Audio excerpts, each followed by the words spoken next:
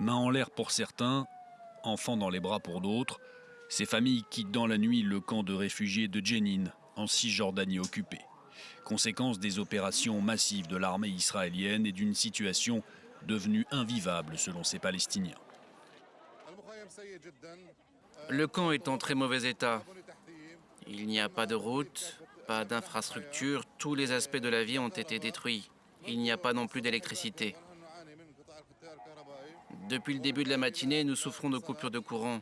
Il n'y a donc pas de communication, nous sommes coupés du monde dans une certaine mesure, et si ça dure, la situation va empirer.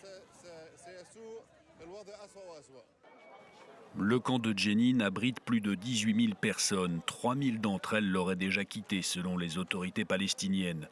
Depuis dimanche, l'armée israélienne y mène un raid d'envergure. Drones, aviation de combat et près de 2000 soldats déployés, du jamais vu depuis 20 ans.